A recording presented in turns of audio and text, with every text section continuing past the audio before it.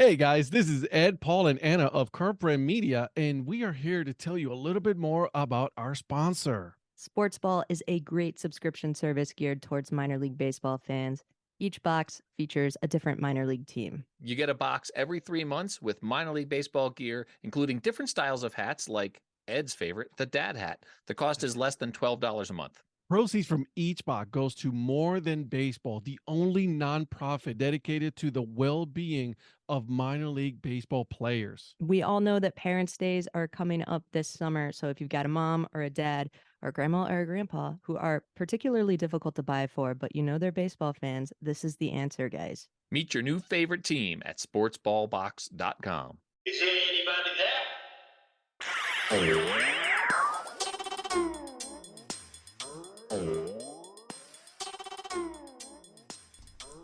What's up, Dad and crew? Ed here, and on this episode, I sat down with Mark Viquez. You might know him as the Ballpark Hunter. That's right, the one and only. We talk baseball, we talk football, soccer. That's right. How he goes about and really going into each ballpark and stadium and really grading it, and because it's a lot of fun, right? We talk food as well. Okay, guys. So without further ado, I'll give you the episode. All right. Well, I want to welcome you guys to yet another episode of the Dad Hat Chronicles. My name is Ed, and with me today, I have a special guest, the gentleman behind the Ballpark Hunter YouTube channel, also on Twitter, Mark Viquez. How you doing, my friend? Doing well. How about yourself? I am enjoying this beautiful day that we have here in Cleveland, Ohio. Beautiful weather. So I'm happy as a clam right now. Yeah, it's not too bad out here either. There you go. I love it. Love it. So before we go into, the person that is Mark, tell me, obviously you've been around, you've done a lot of, ballparks and all of that. So and you took some of my questions away. So I'm going to go over it really quick here. Your favorite ballpark is CHS Field in St. Paul, Minnesota. You said, go ahead.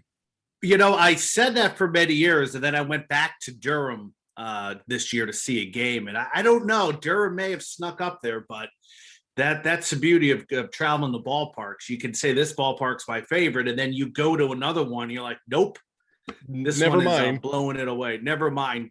Durham is quite a ballpark. I'm gonna still say CHS Field, but Durham, I'm gonna have to think about that a little bit more because I was stunned by that place. It's truly a work of art in ballpark design and concepts, and it's you got that tie into the movie, and you got the old tobacco factory next door. It's just an awesome place to be. The whole area is beautiful. Yeah, the whole area is just gorgeous. So yes, it blew my mind. I had been there about 8-9 years ago, and I loved it back then, and it did make my top 5. But going back this summer, I was like, whoa, this place has gotten much better. I was actually down there to visit my sister who lives down in the Raleigh area, and I couldn't go to a game, but I still wanted to see the ballpark. Oh yeah. So I went around, and then I took a picture right under the bull, right there. So I mean, it's like, and then iconic. And you see it right there. I mean, it's like I just walked in, and you can see it. You can stand under it, and you can see the ballpark, which is gorgeous. So yeah, you're right. It's a beautiful ballpark. And I would say this, out of all the AAA ballparks that I have been to, it sort of feels a little bit higher than a AAA ballpark, maybe somewhere in between major and AAA, if that existed. Sort of like how the College World Series stadium out is in Omaha. It just has a different aura to it. Yeah, and I'm with you. It's beautiful, and I cannot say anything bad about that place. I want to go, though. I really do want to go to CHS Field. Yes. Because I hear nothing but good things. The atmosphere, the games, all of that, even before they even became an affiliate team of the Twins. Yeah, I always said it was my favorite ballpark to begin with, independent and affiliated. Now I can say it's one of my favorite affiliated. Cheap tickets. It's in the lowdown section of St. Paul, which is this cool little neighborhood. So the stadium blends into some of the buildings. You can drive there. You can take the light rail system from the airport, downtown Minneapolis, the Mall of Americas. In fact, that light rail system, I think, hits on to all the major stadiums in the Twin Cities. Oh, wow. Really? So you can actually fly into Minneapolis St. Paul Airport, and you can get a hotel along that route, maybe downtown St. Paul or Minneapolis, or even maybe on the outskirts, and not have a card. You can get to all those stadiums. And I think it's about $2 or $2.50 a day for a pass, 24-hour pass. So you're talking the Twins, you're talking the Saints, and then the soccer team as well. The soccer team, the XL Energy Center. I'm also the arena to see a Timberwolves or Lynx game. Oh man, the two Minneapolis stadiums are right pretty much across the street from each other. It feels, and right, the soccer stadium is right off that link, and the University of Minnesota campus is right off that link. So if you want to see some college football or hockey, so it's all right there. It's all right there. Now, to go from downtown Minneapolis to St. Paul Saints CHS Field, it's about a 45-minute ride. If you drove that, you get there much quicker. I think it's 10 miles to drive by car. But still, you're not paying to park. You're not looking for parking. You're not dealing with traffic. And finding parking during game day is just a pain anyways. Sometimes the parking for a Saints game can be a little bit of a hindrance, because if you park right outside the stadium, some people try to get you for $20, surprisingly. So I would keep driving around the stadium. In some of the open lots, you can pay $7 or $10, a little bit cheaper. In the neighborhood, a lot of places to walk to after the game, sustainable resources. They always have some kind of wacky promotion. So if I ever tell anybody to go to a Saints game, look at their promotion calendar, because they have some bizarre events there. Like one time they had all the fans come on the field and they brought out all the food trucks. That was just so cool to be out on the field hanging out. And all the food trucks, all the food trucks were out on the warning track. So and the place was legit packed. Yeah, it was like 8,000 people. I think tickets are $6 or $7 to start off with for the lawn. They have these wacky characters that walk around and entertain people. One of them is Gert the Flirt. She's a woman who dresses up as an older lady with heavy lipstick, and she kisses you on the lips and leaves like a mark. And oh, that's great. They have a gentleman who sings badly, and he does that after I think the 6th or 7th inning, and then they throw candy out of the press boxes to fans below. There's a dog park next door. Oh man, they have. I think my only complaint there is their gift shop. It's a little bit too small, and there's a lot of great product there that unfortunately gets stuffed. Mm-hmm. And there's also there's like a Minnesota Baseball Hall of Fame there now, which that was added since I went. But it's just a cool looking ballpark and design as well. It doesn't fit your typical stadium designs and aesthetics.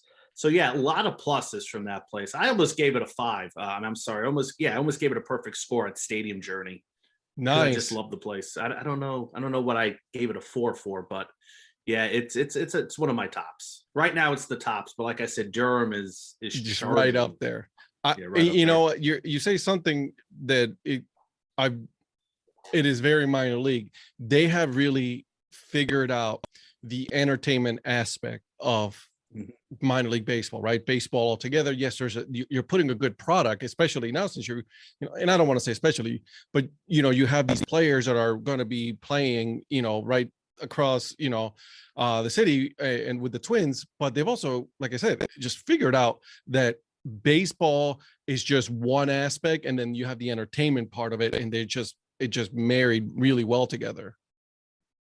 No, exactly, because there was a time where you went to a minor league ballpark, whether it was AAA or AA, and it was just a basic stadium, and you sat there, and the entertainment was the game. Yes, they had some promotions, but nothing to this level. They had food.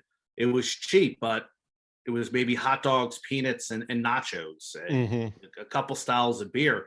St. Paul has the Beer Dabbler, which has about 40 different types of local beer.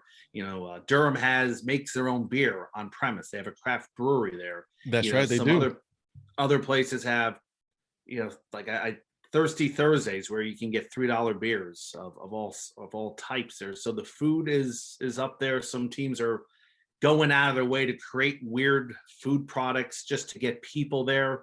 I know I won an award. I won the 2019 fan food vote for the West Michigan Whitecaps. I came up with a Philadelphia cheesesteak that was wrapped in a burrito and deep fried. Oh, that sounds delicious. It is. They called it the Rocky Bow burrito, and it won. And I got to go up there to throw out the first pitch. I had a suite. They gave me some of them to try. And I was proud of that. It was like that really got me involved with this West Michigan Whitecaps team, even though I'm about 4 hours south of Grand Rapids area. But still, that's amazing. Yeah, things like that. And I actually came in second place the following year for food of the decade. Came in second place to, I forget who beat me, but that's pretty good though. They're close. Yeah, I was upset. I was Yeah. upset. But things like that, just to get, things like that to get people involved, coming out with different logos, coming out with, alternative identities, just to get money into the stadium for people who will never see a game there. Like right now we have the West Virginia Power just changed their name to the Charleston Dirty Birds. Mm-hmm. Well, they sold a lot of hats because of that. Oh, And I'm waiting for them to have a dad hat. I'm waiting. Yeah. I'm sure once they do that, you'll be one of the fine folks from across the country buying a hat, bringing money into that team, because the West Virginia Power was a terrible name. I hated that name. They went from the Alley Cats to some generic sounding. It didn't make any sense. Yeah, you're right. Some people liked it. Maybe if they had an arena football team, that would sound good, but that sounded like an electricity bill company. I love this new name, even though I think they rolled out their logo and their branding design a little bit wonky. Most teams have a press conference. Most teams have a press release with all the logos and jersey designs. And they sort of just say, oh yeah, here's our new look. We're going to debut it on the 28th of September in between double headers. Here's some pictures. Here's the logo. Oh yeah, by the way, we're releasing some other stuff soon. And I never felt like I got that information from them. I had to search for it. Right, exactly. And I mean, listen, good for them, because it's a great, I am a fan, right? Like it took me a little bit to get used to it, right? Because if you really think about what the Canary really stood for. No, it's a good idea. Right, exactly. But the communication of it was a little, like you said, a little wonky. I'm like, okay, maybe a press conference to really go into detail of what what the designs are, the colors. Guys like me can write about it. And I even try to contact somebody from the team, and usually you go online, you can find the emails, you can find some numbers. I just felt like I was running in circles. I was a little bit shocked. I'm not expecting that from an Atlantic League team. They got their what in order. I would expect that from maybe a low level indoor football league team that is not paying their players and playing in a barn and calling it an arena. But, right. Like, yeesh.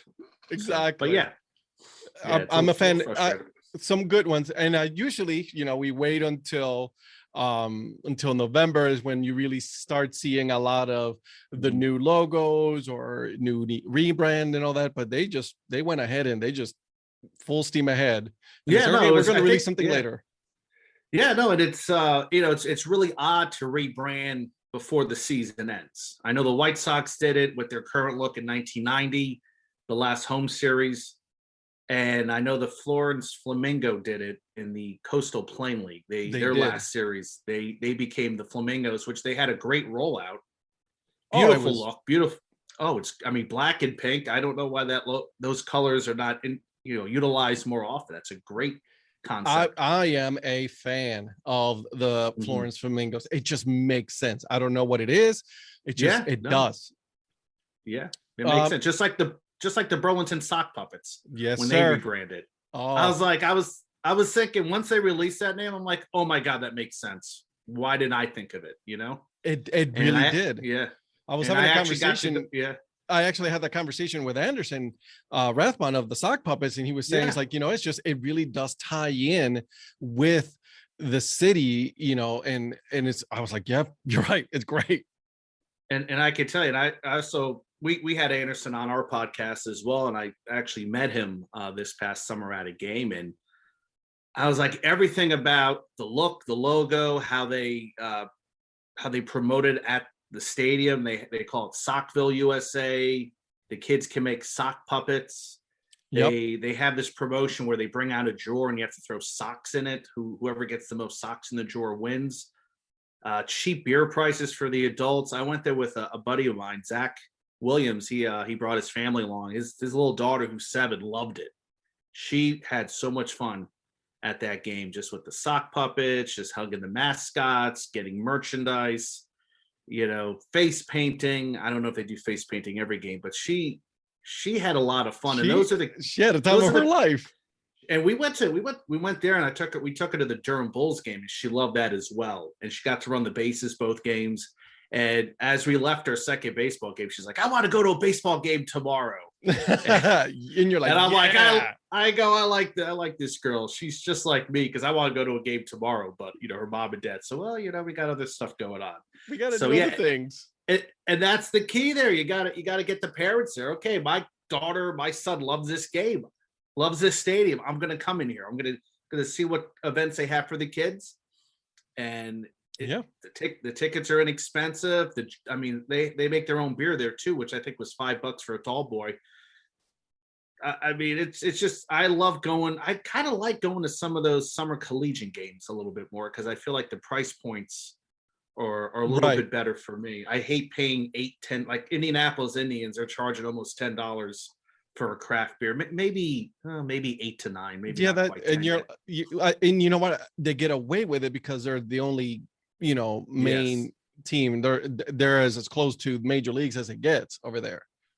Yeah, and it's just a little frustrating because I'm not, the tickets are still affordable, but it's when I travel to different markets, and I get it, you can't compare a AAA team in Indianapolis to one in a summer collegiate league team now in Burlington, North Carolina. But if you're bringing a kid, if I'm going there just to watch baseball and take in the promotions and the activities, I may go with Burlington just because of the price points, just because of it's free to park. I don't have to look for parking like I do with the Indians. If I'm just the normal fan, obviously when I go there, I get free parking through my press passes. But just something like if you're bringing the kids there, and you're the parent, you're making that choice, and when you are in the Burlington, I guess they call the Triad region, right?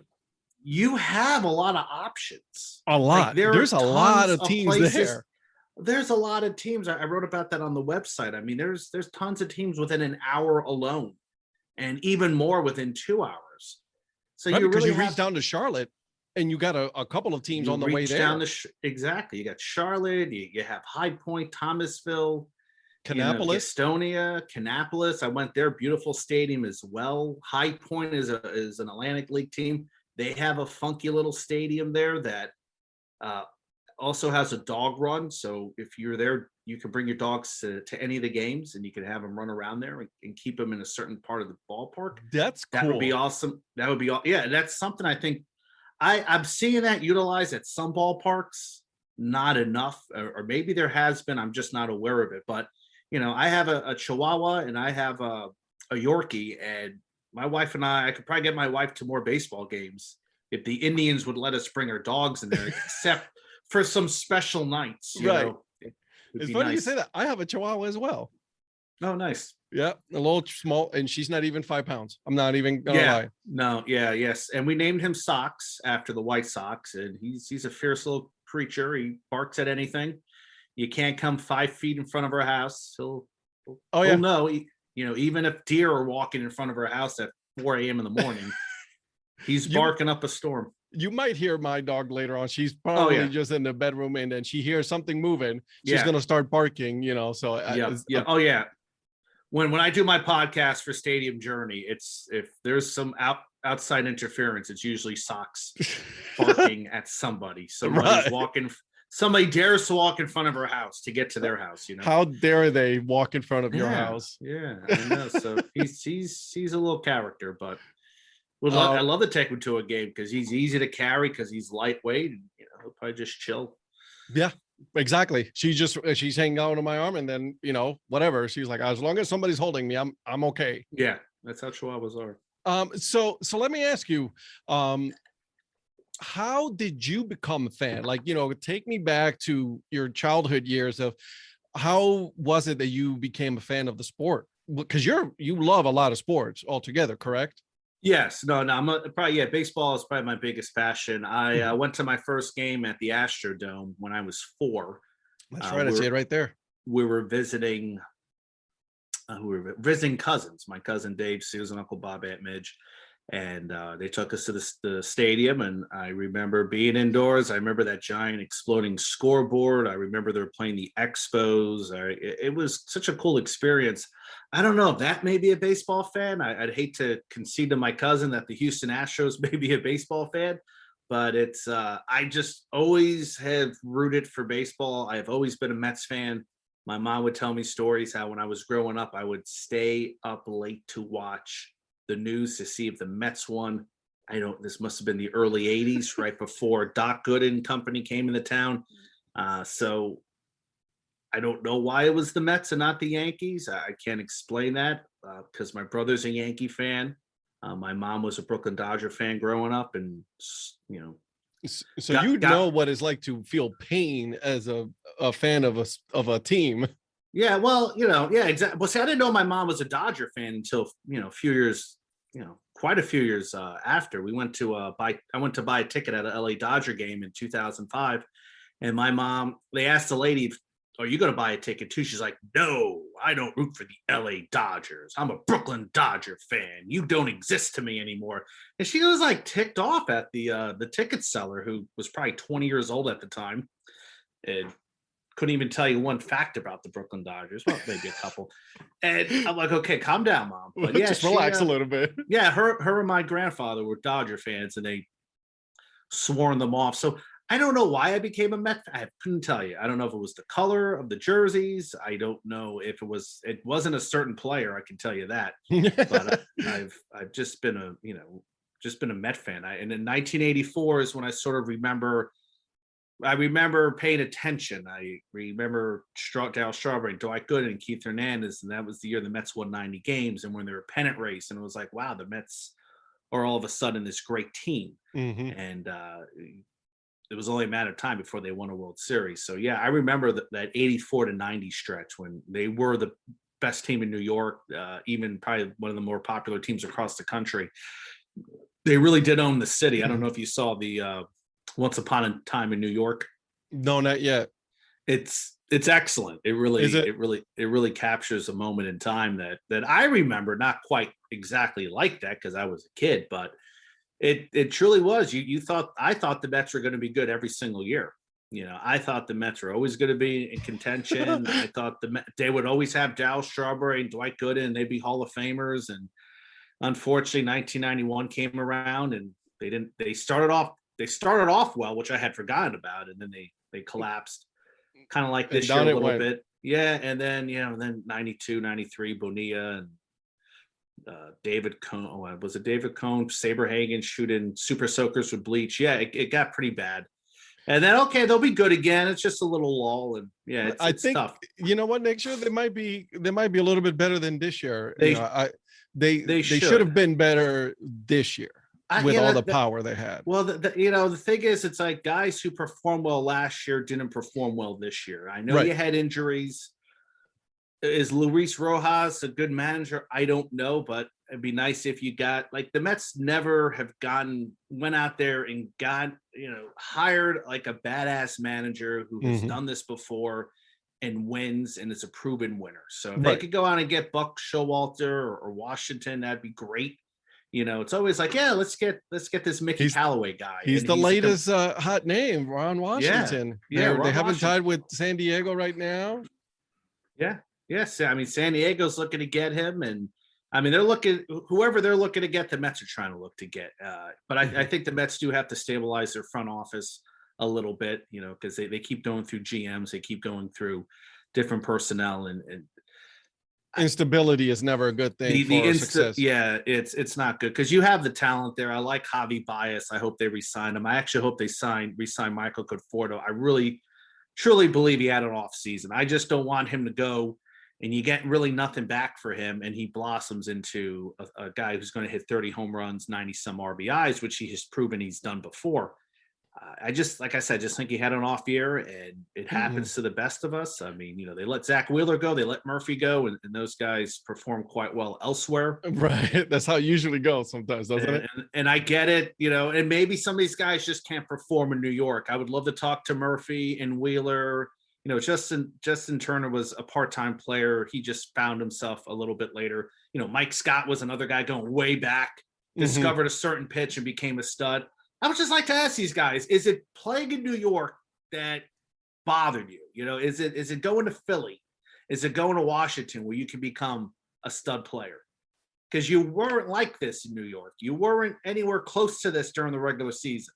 And all of a sudden, you guys go elsewhere. Even Travis Denard last year had a stud year, but the guy is always injured. So he had 6 years here in New York. You had nothing. You had no other choice but to release him. And then, McCann comes in here. I was expecting a little bit more from him. Nothing. And it's like, okay, great. You're good defensively. You can handle your pitchers, but you gotta. These guys have to bat higher than 220. Well, like, come on, Lindor. I hope that's an off season for him. I really do, because the Mets have him for 10 years. He's an excellent player. I would still make that trade, but man, if you could bat 260, that'd be nice.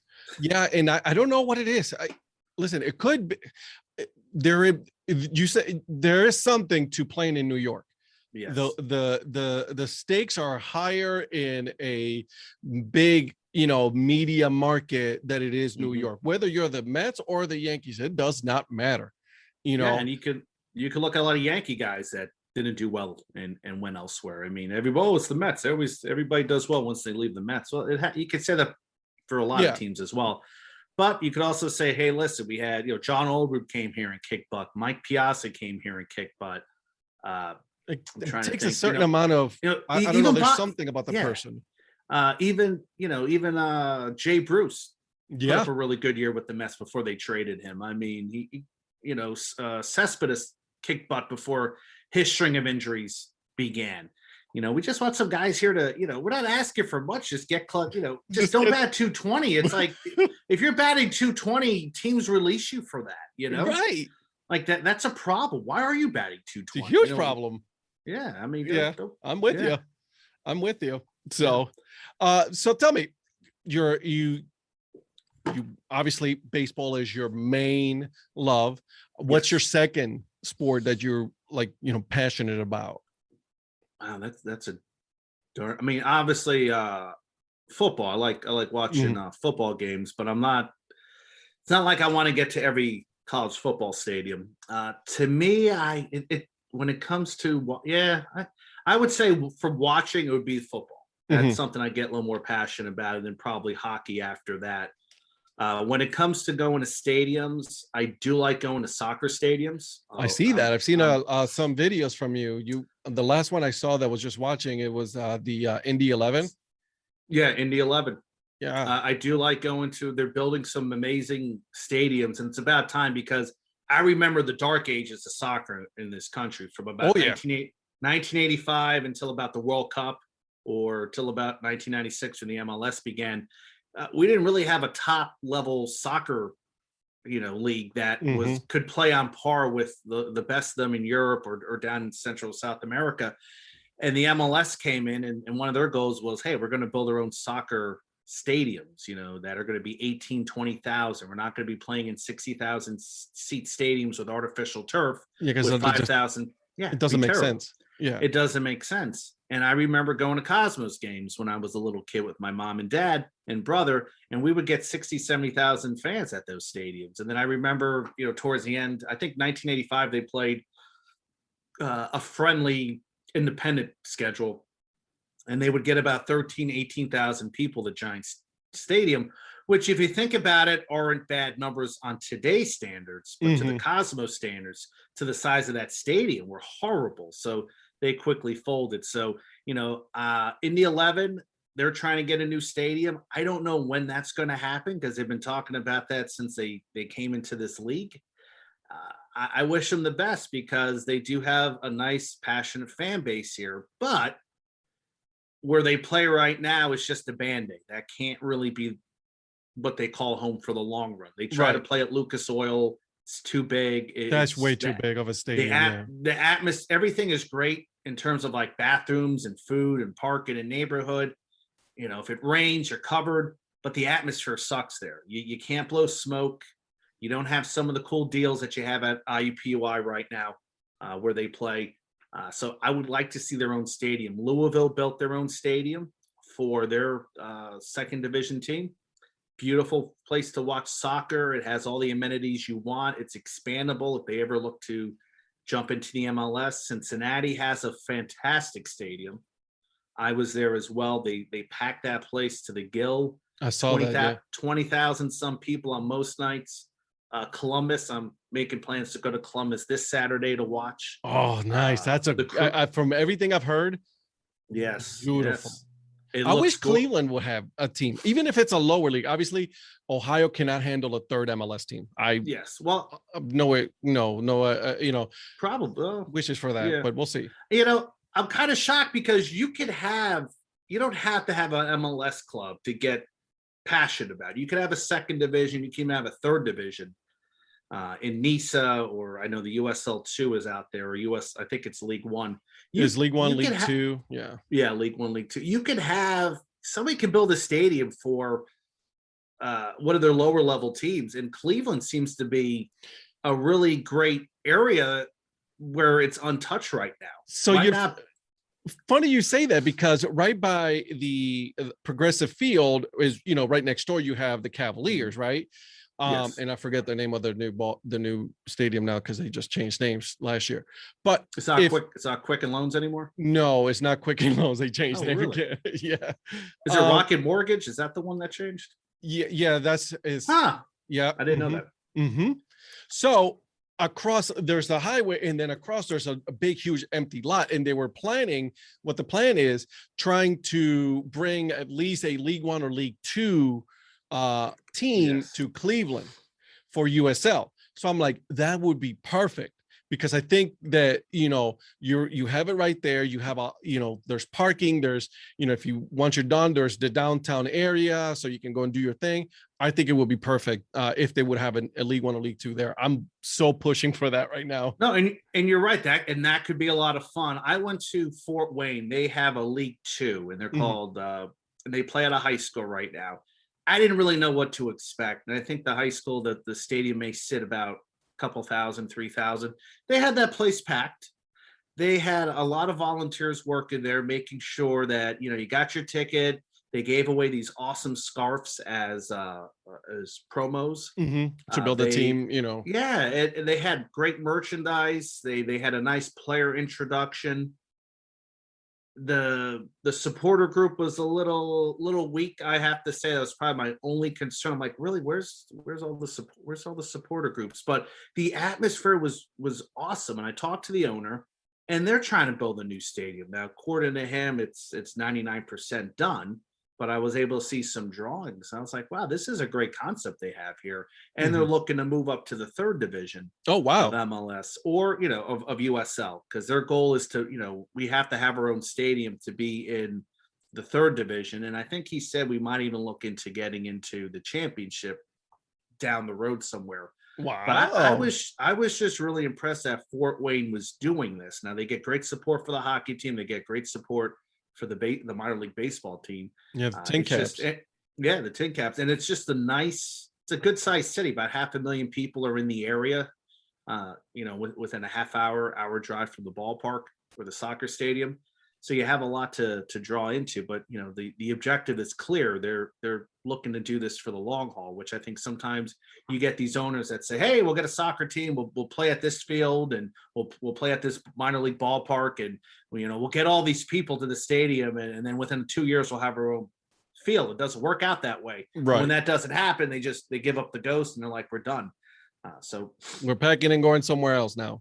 Yeah, they pack up and go someplace else, and it's a shame, because I like when you start building, and one thing, if you go to England and you see some of these stadiums that have been around for centuries, they started off with this grandstand, they added another grandstand, they replaced that grandstand with a larger grandstand, and then within 100 years' time, you got this funky looking stadium that doesn't look like any other soccer pitch out there, and its location and their tradition and some of the seating arrangements are top notch. And then of course you also have some amazing new facilities there that would blow away some NFL stadiums right now. So that's what I would like to see. I'd just like to see these cities that say, hey, we're going to get a USL 2 or USL 1 build an actual stadium, and say, okay, we're in it for the long run. Lexington, Kentucky says they're getting one. Okay, build something show me that you could, show me the blueprints and everything of the stadium, and then I'll say okay, you're right, you are for real here. Yeah, and exactly. And just like I look at the Chicago Fire, the MLS, I'm wondering what they're doing up in at Soldier Field. I'm sure that's a great location, but I don't know. That's a pain in the butt to park. That's a pain in the butt to get to for some. And they're folks. not Atlanta. Atlanta fills. Yeah, it's Atlanta fills it up, and that's a little bit easier to get to. I mean, it's if you're the Bears want out of Soldier Field and here's the Chicago Fire say no, we want into the stadium. So right. That's a weird little situation. In Atlanta, yeah, you're right. 57,000 people a game. That's unheard of. I never thought I would see it. No, I never did, and they fill it up. Every time. So I mean, good for them. Good for them. Yeah. So, and let me ask you, when do you start planning for your next year? How does that show me how that usually works out for you? Well, I remember in 2020 I was making plans to go to Charlotte to check out some facilities. Yeah. And that was done. I was doing that right before the pandemic because I had this list. And I remember when the pandemic came, I'm like, yeah, that's not gonna be a big thing. And then once it became obvious that minor league baseball was serious in jeopardy of playing, I tossed that out. So I probably started looking at that around February. I started looking at trips because there was a time when I was able to hop in my car and say, hey, let me drive to Iowa and check out all these ballparks. Let me drive up to Wisconsin. It feels like they're always building something new in Wisconsin. Every time, because I was going to go to Beloit this year. And I said, Beloit's only a 4-hour drive. But next year, there's a new ballpark outside of Milwaukee, I think in the American Association. So nice. I can do Beloit. I can go back to Madison, which is an amazing experience as well, from what I remember. And then I can head over to Milwaukee and maybe check out a Brewers game as well when I'm there. So I'm going to try to make that plan. And you got the Madison soccer team there. That's right. And then you got the Ford Madison, which they play at a former minor league ballpark from centuries ago. Yeah. Breeze Stevens Field. Yeah, that would be fun to see. They do a great job in their level. They're Madison, great on social media. I mean, their engagement with fans is second to none.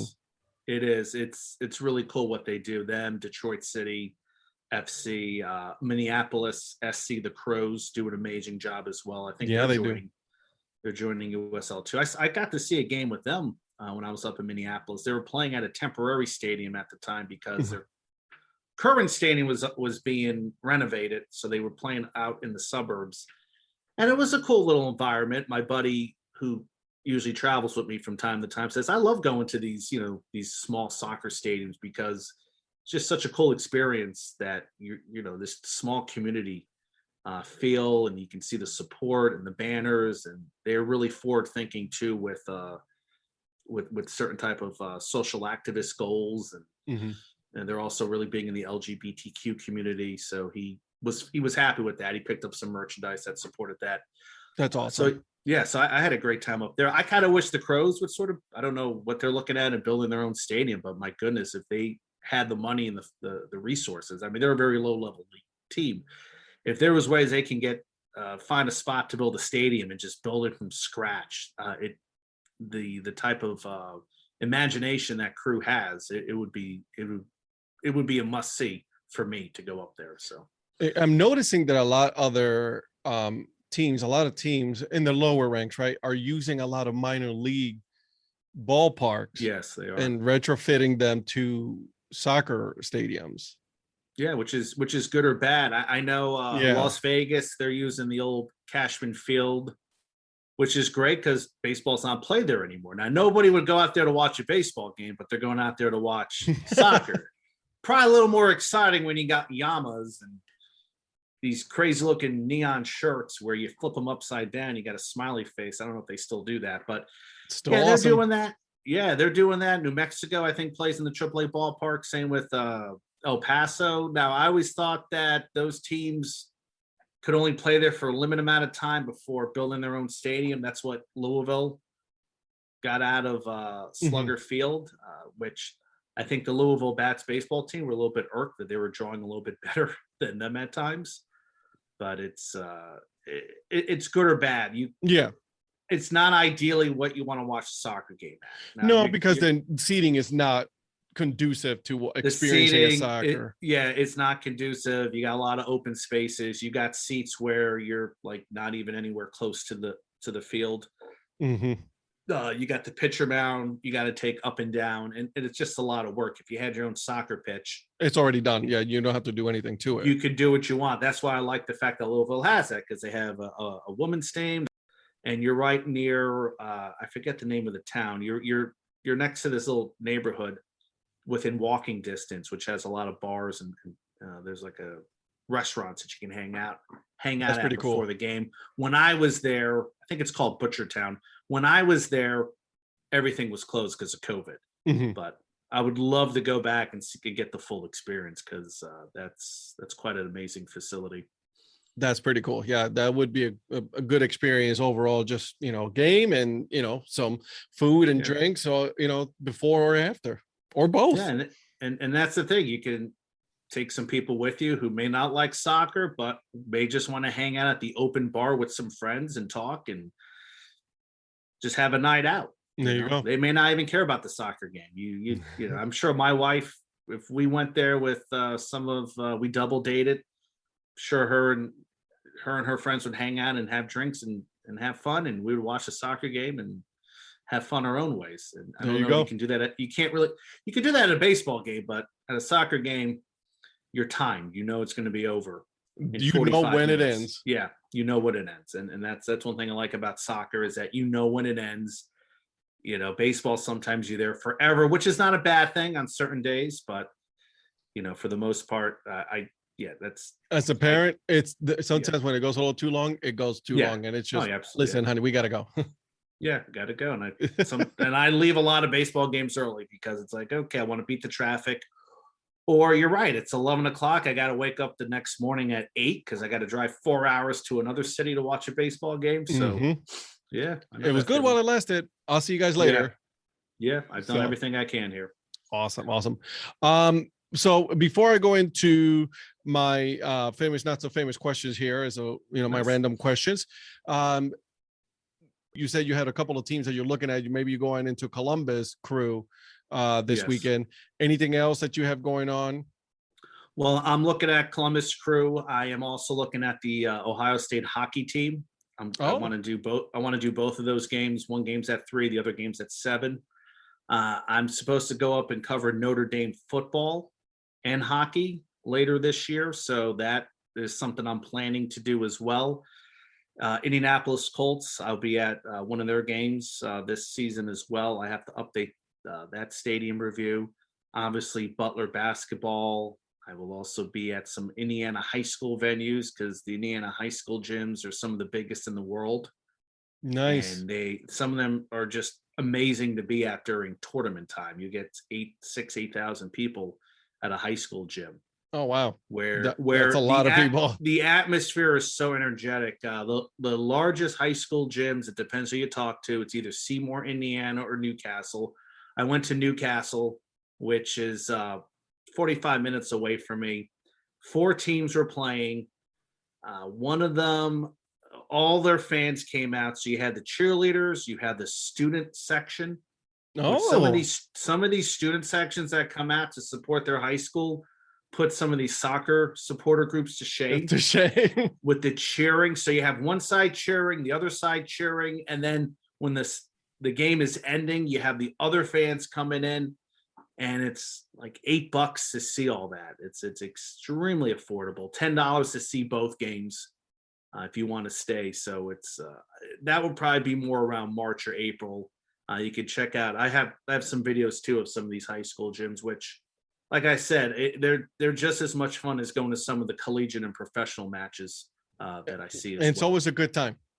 It's always a good time. Yes, That's all that matters. And then Toledo, I may want to check out some stuff in Toledo: college football, basketball, and University of Miami in Ohio. I want to go back and look at their hockey arena and look at their basketball arena. Now, the University of Miami is in Oxford. It's about 40 minutes north of Cincinnati. Such a cool little town. I was there about 3 weeks ago for their football game. They have this nice High Street is the name of the road. It's it's brick laid, Mhm. and it has bars and clubs and restaurants and coffee shops, and the place is always full of folks, young and old, just having a good time. You ever So- been to Kent State? I have not been to Kent State, no. Listen, I'm a Kent Stater. I graduated from there. The Yes. issue with Dick Stadium, the football stadium where they play, is that it is so far away from everything. Okay. That, you know what I mean? Like there's nothing around it that you can entertain yourself. Like if you go down to downtown Kent or anything like that, that's the issue that I see.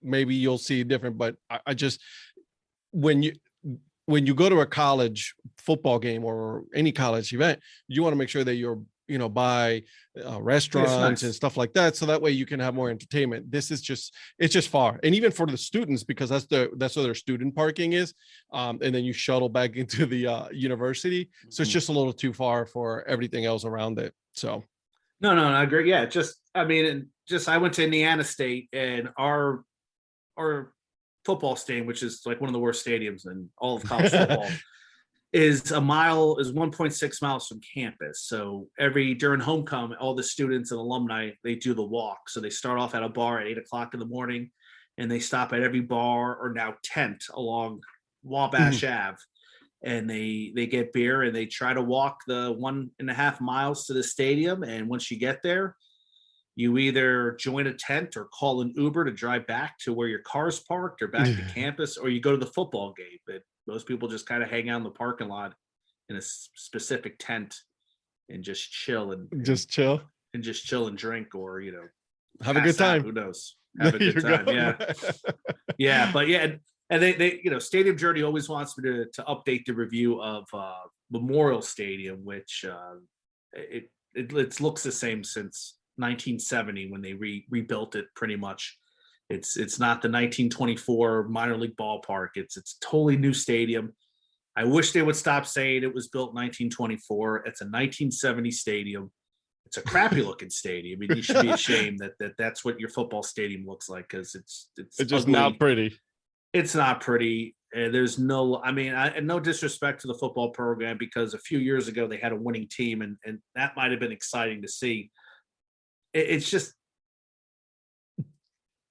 Nothing. a generic looking stadium. I can't believe how dull and vapid it is. And that's great. You kept the Memorial Arch. Well, thank you. But the rest of the stadium Should probably go. It should probably go. And they want to build something closer to campus as well. They redid their arena, which that's another venue I have to check out, because I would love. They redid the Holman Center. They have a new glass entrance, which I'd be very curious to see. I was going to go last year, but they weren't giving out passes, or they weren't allowing. They were limiting the amount of people that can come to games. So this year, hopefully, I can check out a Sycamores game at the renovated Holman Center, which I'm excited about, because that's at a great location. It's near campus. It's near bars and restaurants and clubs. And when certain teams come into town, like IU, place packs. You sell out the place, and everybody just disperses to the neighboring watering holes. It's nice. It's a fun excitement. I wish that was the case all the time, but you wish it was. Well, who knows? There you Maybe go. if the team just has to start winning, become a national powerhouse. And then maybe they'll get more fans in there. Yeah, it doesn't happen. Once every 40, 50 year. Once every 40 some year, I guess. So There you go. All right, so here we go. Are you ready? yes. All right, so the first question is, you go to the ballpark. What is the snack or food that you get or drink as soon as you go to the ballpark? I always go for a local beer, especially a beer that I not have. If Mhm. it's one that's made by the team, because that's a very common thing now. Get our Yes, it official is. beer. I always try to get that. That's the first thing when it comes to a food. If a hot dog, I always have to have a hot dog at a game. Nice. That's a Yes. good man. Speaking of hot dogs, is a hot dog a sandwich? Yay or nay? No, it's not a sandwich. Good man. Good answer. Pancakes or waffles? Waffles. Good answer as well. I mean, it's a blank canvas. Yeah, Right? no, waffles. Yeah, waffles a little more crispier. The butter gets into some of those ridges. Yeah. Oh yeah. And then you can it's a blank canvas. Yeah, no, absolutely right. Waffles. That's right. Okay. Worst job you've ever had? Worst job I ever had. I was a manager of Hat World at the Indianapolis airport. And I like being at the airport. It's just I had such a small uh, area to work in. It was one of those shoebox Yeah. Okay. type Yeah. of places, and you would meet some pretty famous people there. But I had a district manager who was just had an axe to grind with me about a few things, and she just constantly bothered me. Yeah. Bothered, and it was almost to the point it was almost bullying to say, but. And I just remember I actually got fired from Hat World.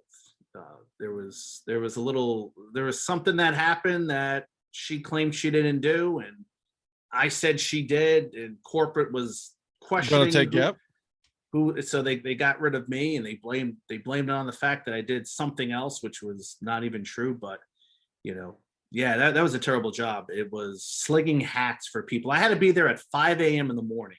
Oh, Like, security and all that. Who was buying hats at 5 a.m. in the morning at the Indianapolis Nobody. airport? And then you had a security line form in front of the store for about 2 hours. So nobody was buying a hat. So you're there from 5 to 8. Doing nothing But dusting and placing hats in certain color ranks. Yeah, I don't know. I walk into Hat World or Lids from time to time, and I'll still buy hats from them. Like, no hard feelings. I'm in a much better place. I was just gonna And say, listen, people, you don't leave the job, you leave the management. Yeah, and I just thought about that. Like, I can't believe somebody had an issue with me there over some misunderstanding. Oh yeah, let's just get rid of Mark. And I would always bring up these ideas. I said, hey, maybe we should add this to the store. Maybe we should add a little more souvenir trinkets. No, we can't do that. So then, like 5 years later, I'm at the new airport and I see that they're selling trinkets and souvenirs and shot glasses, and everything then sells. Now the store's closed. Now, so There you go. they're not doing too well in some markets, but that people still go. They're still. I mean, with the online world, that's just how that goes. Yeah, just how it goes. It's yes, sir. I mean, it's still there's still most malls have them, so still a good place to get a hat at. So that is true. Always good to see the whole wall full of hats. So. Yes. Okay. Cake or pie? Pie. Yeah, probably pie. You can go different ways with pie. You can go sweet, savory. You can get like a meat pie. You can get a pudding. Hey, now we're talking. Yeah, pie. I like it. All right. Your first celebrity crush? Wow. I have a conversation with my wife. Obviously, growing up, I was a big Alyssa Milano fan, but that's the first time I realized I had a crush on somebody. But I'm going to go before that. When I was a kid, we had cable. I was one of the first people that had cable on my block. We would get Xanadu, the movie Xanadu, all the time. Olivia Newton-John just I used to get a funny feeling when I used to watch that movie. I don't know why. And then years later, I'm like, oh, now I know why. Yeah. Now I know, because she's just absolutely gorgeous in that movie. She is just so sexy. She's got all these great outfits. Great. Hey, can't hate on that. And I'm thinking, I'm like 6, 7 years old, 7, 8 years old watching this and not realizing what's going on. And then, and then it kind of, and that's how I was at that age. I thought Jacqueline Smith was very attractive. Cheryl Ladd, Catherine Bach from Dukes of Hazzards. I was like, young kid, Heather Thomas from The Fall Guy. But I think when I finally realized, like, oh yeah, I like girls. She's hot. It was Alyssa Milano, definitely. Alyssa Milano is a beautiful woman. Oh yes. Okay. Favorite board game? Favorite board game? Yes, sir.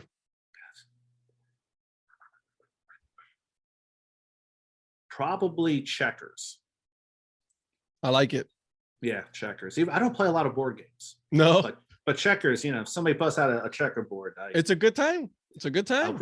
I'll gravitate to that. Chess to me, chess is a fun game to play, but checkers is sort of the poor man's version of chess. So. I play chess, and it's just I suck at it, so not so much. So, okay. Let's see here. What is your spirit animal? The crow. Gotcha. Yeah. Any particular reason? Just you like it? Crows are one of the smartest animals on Earth. They're known to play sports. They are one of the few animals that can use a tool to access something like food. Really? They also, I think, crows mate with each other for a long period of time. When they fly together, it's called a murder of crows, not a flock of crows. That's interesting. They can also, like, if a crow saw my face and came back, it would be able to distinguish who I am. It remembers what you look like. It's also the logo for my adult kickball team, the Chivas. So yes, I do like the crow. It's a very cool looking animal. I like it. That's a good one. Rain or snow? Probably snow. Doesn't come often. Usually, I'm a teacher, so when we have snow, it's usually a day off from school. I hate driving in snow. I'd rather drive in rain, but yes, snow. Gotcha. You know what? You're right. Snow days is a better day than rain days. So. Even though if you think about it, snow is more work because I have to shovel it. True. You don't have to shovel rain. Like, I like sleeping in the rain, but yeah, like if it's a Saturday morning and it's raining and I'm in my bed, I'm like, good, I don't have to get up. But I do like anything. Snow. Yeah, there's something kind of like kid-like when it snows. So up here, in Cleveland, there's a lot of snow. Oh yeah, a little different in Cleveland. Yeah, I don't live in if I lived in Cleveland or Denver or Buffalo, yes, I'd probably say rain. All right, I've never lived anywhere where we had like snow bothered me to the point of like, I hate this place, I got to move. I've been here too long. I moved here from Puerto Rico, and I don't know. I still haven't moved, so I guess it doesn't bother me that much. Well, yeah, see, like my dad's from Costa Rica and he hates the snow. He hates the winter. So he would always say, "Oh, moving to Costa Rica." And then he'd be out there shoveling the snow. And my neighbors would say, "You're supposed to be in Costa Rica. What are you doing out here?" So Yep. My parents moved back. I'm still here. So yeah. No, he still lives there. He's actually up in New Jersey right now with my brothers. So he's coming out here next week. There you go. He's a big soccer fan, so he probably would want to see a soccer match. So we'll see if we can do that, because that's gonna twist your arm, right? Little bit end of the season. Now I wish he was out here yesterday, because Costa Rica played the U.S. men's national team in That's Columbus. Right. Probably could have got tickets for that, but he's a little bit of a cheapskate. So oh, that's too much money. I can't go. So, but it wasn't own goal, so I'm sure he wasn't happy to hear about he that. Would have been, he would have been disappointed. And unfortunately, I have seen the Costa Rica national team play in this country. Not a lot of Ticos come out to watch him. I don't, every other group of Latinos are out there supporting their teams. I don't know where the Costa Ricans are. Hondurans, Guatemalans, Mexicans, Puerto Ricans, they're all out there really supporting their squad. And the Costa Ricans are just scattered everywhere. I really wish more would. I have seen more Costa Ricans at a Marshall's in Bridgewater on a Sunday than I have at a soccer stadium. So a little bit frustrated, because Costa Rica is a good soccer club. It's not like they don't make the World Cup. They usually play the U.S. They usually play the U.S. pretty well. Unfortunately, I think they've lost 4 in a row, and they lost to Canada in the Gold Cup, which I don't know. Canada actually is kicking some butt right now. Yeah, Canada is coming in pretty legit. I never saw that coming. They're doing something up there. Yeah, they are. Yeah, so good for them. Yeah. Okay. Deep dish or New York style pizza? Well, I'm from New Jersey, so we got to go with the New York style. Moving on. Even though I like deep dish pizza, believe you me, it's good. But yeah, getting a slice, folding it. Yeah. Oh yeah, I'm with you there. That's pizza. That is pizza. That is correct, my friend. Okay. Last one here. Tacos or burritos? Tacos. Good answer. Even though they're both good, but yeah, I like tacos. I like actually I make a lot of tacos. I like flour tortillas, not corn tortillas, which would probably tick some of my people off. But what I like doing is putting a little bit of olive oil in the pan, putting the flour tortilla in there so it crisps up a little bit, and then putting your fillings in. Nice. Okay. I do like that. I'm not a huge corn tortilla guy. I only like them for breakfast. Breakfast with corn tortillas. Yeah, I could see that. Money. I could see that. Yeah, I just like flour. My dad hates flour tortillas. He doesn't consider that a tortilla itself. He doesn't consider a tortilla. He's like, and if he gets a flour tortilla, he'll complain about it. So. He'll still eat it, but he'll complain. he's like, these are not real tortillas. That's hilarious. Yeah, I'm a flour tortilla though, and I get a lot of crap for that. But hey, as long as you're happy, who cares?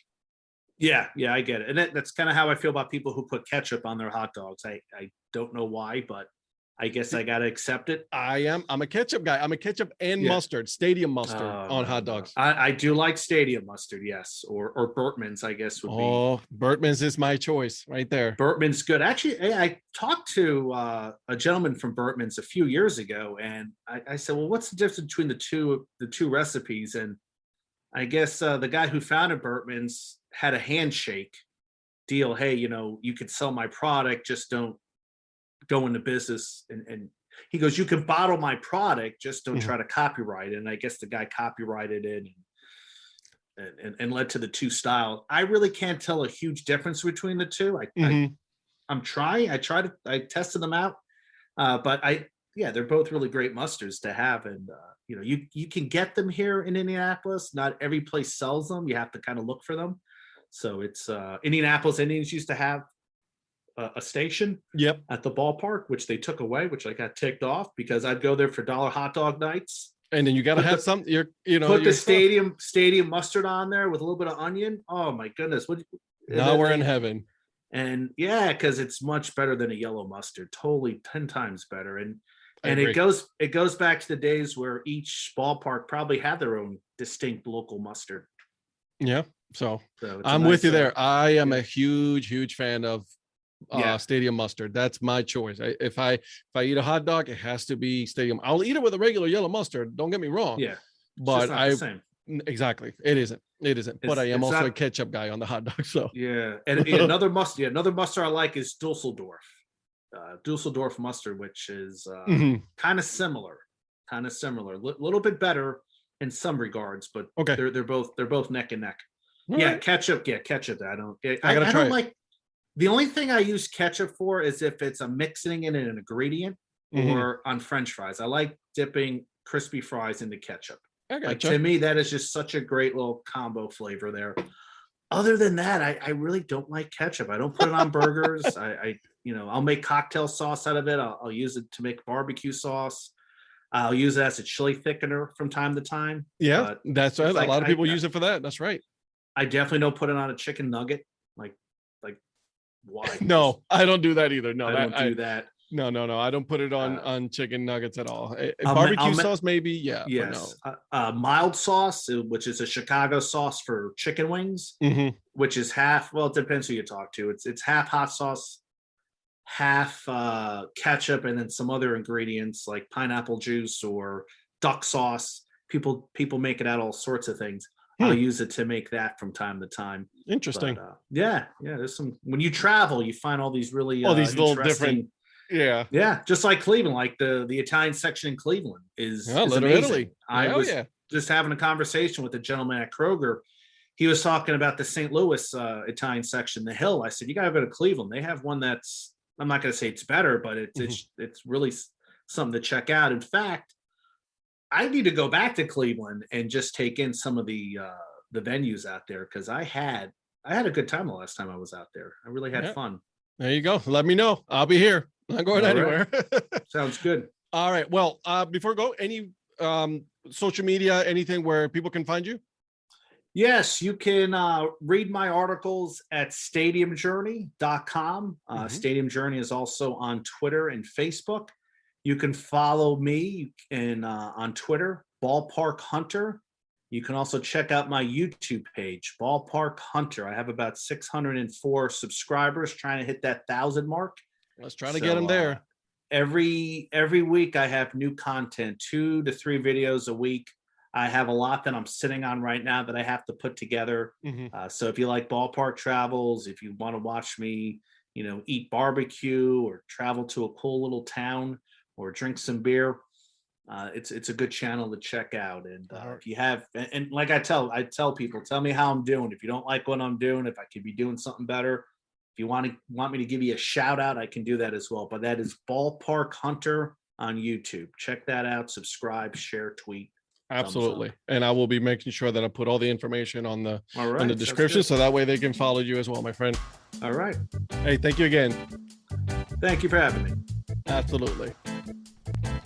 I hope you guys enjoy that episode with Mark. He's a good dude, so make sure you guys are following his Twitter page as well as his YouTube page so you guys can see all of the videos that he has posted and the ones that are about to come out, okay? So before I go, all right, guys, you guys already know this, okay? A couple things. Make sure you guys are subscribed to the podcast so you guys are always in the know, okay?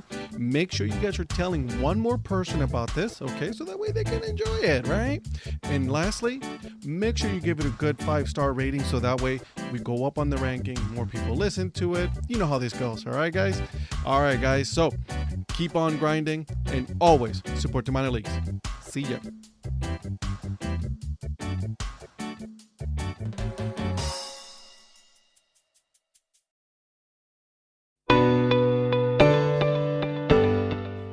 This podcast is part of the Curved Brim Media Network. Here are some of the other members of Curved Brim Media. Hi, this is Ed Rivera of the Dad Hat Chronicles. Join me as I interview people just like you and players, coaches, GMs on the path that led you to become a fan of the sport. I'm Paul Caputo, and on the Baseball by Design podcast, I talk to minor league baseball teams, designers, and other super interesting people about what these minor league baseball logos mean. And I talk a little bit about ice cream helmets. What's up, Bucketheads? I'm Anna DiTomaso, and each week on the Baseball Bucket List podcast, I speak with a different fan about their favorite baseball memories, what the game means to them, and what's left to check off on their baseball bucket list. Hey guys, this is Patrick Larson from the Minor League Baseball Hat History Series, and in every episode I go through the history of minor league teams through my personal collection of hats. You can find me on Twitter at @PatLarson1. I hope you guys enjoy. This is Patrick and Corey of BaseballMapper.com, and we have made an interactive map to help highlight all baseball teams from the majors down to collegiate summer leagues. We want to bring you closer to baseball, so get on the site and find a team near you today. Learn more about Curved Brim Media at curvedbrimmedia.com.